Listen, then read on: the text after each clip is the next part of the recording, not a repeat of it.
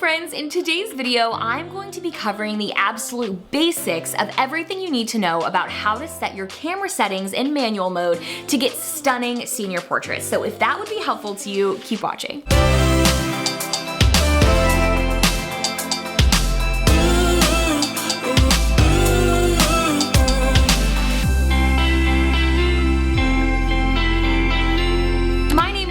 And if you have never been here before, welcome. I have been a senior photographer for over 10 years, and this YouTube channel is where I share education for photographers as well as a little bit of a peek into my life living in the Low Country. And I'm excited about today's video because if you have been here before or you're a subscriber of my channel, you know that I don't typically do technical videos like this. I typically enjoy talking about the client experience side of senior portraits, the marketing, the business, the posing, the shooting, but the actual camera settings and the basics, the bare bones, is not something that I talk about a ton on this channel, but I get questions about it all the time. So I'm really excited to dive into this video because I think a ton of you are gonna find it really, really helpful. But before I do that, I actually want to tell you guys about a free gift that I would love for you to take advantage of, just to say thank you so much for tuning in and being here. If you are somebody who wants to improve your senior portraits, level up your images, or grow your senior business this year, then you are going to absolutely love the free gift because I am giving you guys 5 days of access to watch me shoot an entire senior session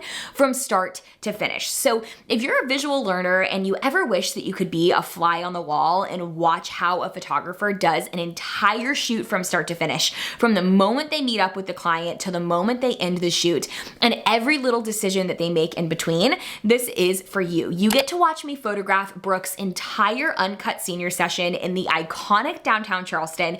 You get to hear my real-time thoughts behind every decision I make from a technical perspective, like locations and lighting and camera settings and posing, but you also get to see how I interact with my client, how I create an amazing experience for them, how I make my clients feel amazing, how I interact with mom and help her decide on outfits, and all of those different elements of a senior session that you probably deal with every day at your shoots. You get to see exactly how I do it, and I give you tips and advice throughout. So that's 100% free. There's no catch. The link is down in the description. Thousands of photographers have tuned into this lesson and found it so helpful, and I'd be honored to have you jump in there too, just to say thanks for being here. But without further ado, let's go ahead and talk about the basics of camera settings to take beautiful senior portraits, because there are a lot of things about senior portraits that are a little bit unique, right? Because when you're photographing a wedding or a couple or a family or multiple people together, I always say that you are focusing on the connection between multiple people, right? If you're photographing a bridal party, you're focusing on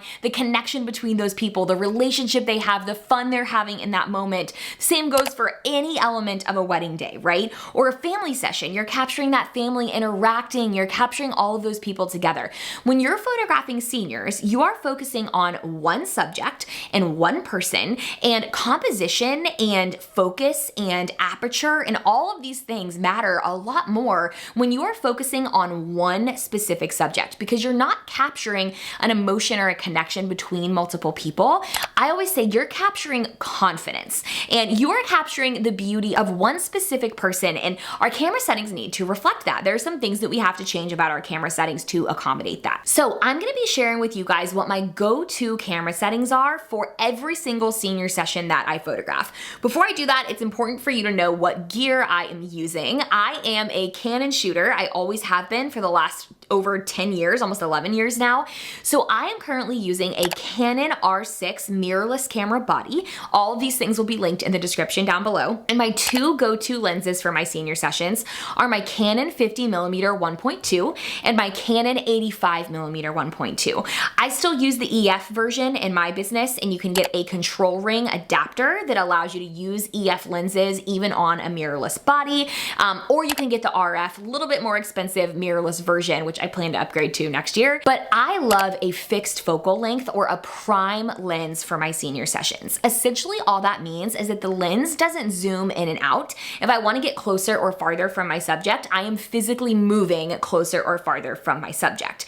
The reasons for that are because it allows for me to have a lower aperture or a lower depth of field, which creates those beautiful blurry backgrounds that you see in a lot of portraits and in all of my senior work.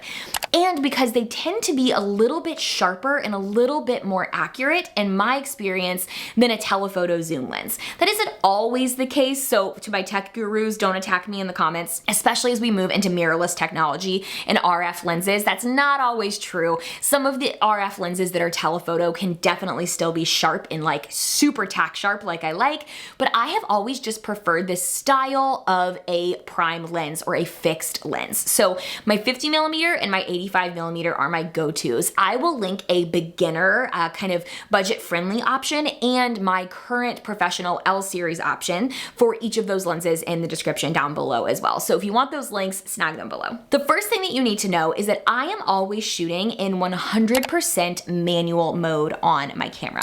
And some of you are watching and you're like, duh, of course we're shooting in manual mode. But some of you are watching and you have a brand new camera that you have never used before, and switching it from auto to manual mode is terrifying because there are so many buttons, so many terms and names that you might not understand, and it can be really scary to have full control of your camera. But my encouragement to you is that if you have invested in this amazing camera, this amazing piece of gear and technology, but you are not in control of it and telling it what to do, you are actually underutilizing the incredible investment that you've made. Because the best part about having an expensive professional camera is being in complete control of everything that it does. So my hope is that this video is going to equip you a little bit to feel more confident in setting all of those manual settings on the back of your camera. So if you haven't ever done it before, switch your camera to M for manual mode, and I'm gonna walk you through how to set each of those settings to help you at your next session. So the first thing that I always set is I want to make sure that my camera is shooting in RAW. And this is something that is super, super technical. I'm not gonna get super into it because I could talk about it for an entire video, but in the least technical sense, shooting in RAW and switching your camera from JPEG mode to RAW is basically telling your camera to stop compressing the files that it is capturing.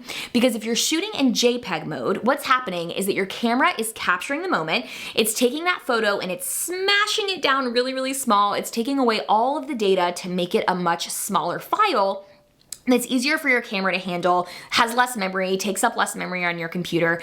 But the downside of that is that it's also stripping away all of the data that you want as a photographer in order to edit and manipulate that image later. So it's taking this big file and it's smashing it down, which takes away your control in the editing process. The edits and the tweaks that you make later are gonna have to be minimal because the file is really small. You don't have a lot of data to work with. When you're shooting in RAW, you're telling your camera, capture this image exactly as I took it and don't do anything to it. I want all of that data, I want all of that information, and I wanna have full control over this image when I edit it.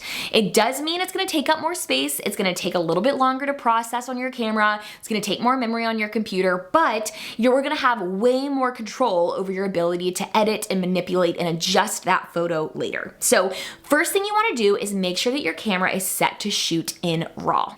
The second thing that you are going to want to do, which is out of order for some people, but I always like to switch my white balance to Kelvin. I'm gonna go ahead and just preface that this part can be optional. If you are a brand new photographer that has never photographed a senior before and this is your first time switching your camera to manual mode, it's okay to leave your camera on auto white balance for a little bit. That means that your camera is gonna determine how warm or like yellow and orange your image should be, or how cool and blue toned your image should be. It's gonna detect that white balance for you and set it automatically.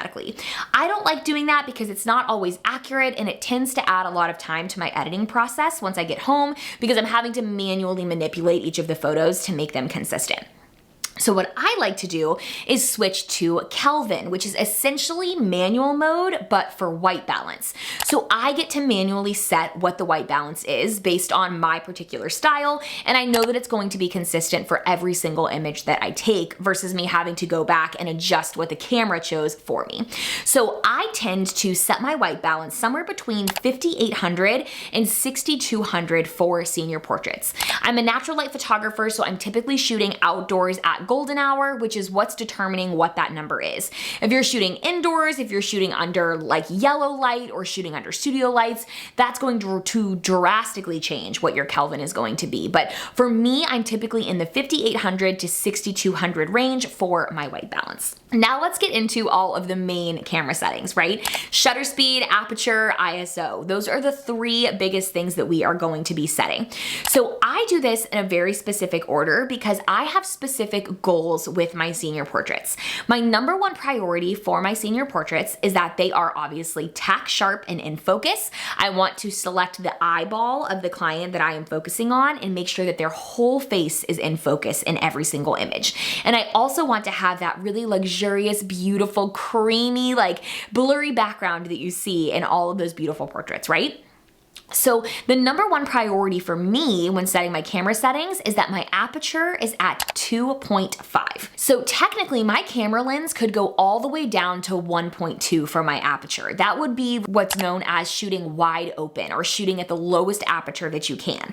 However, I personally like to shoot at 2.5 because I found that it's a really great sweet spot for getting that whole face in focus, getting that whole face tack sharp while still having those beautiful, dreamy, blurry backgrounds that you want to achieve in your senior work, or that I want to achieve in my senior work, I should say.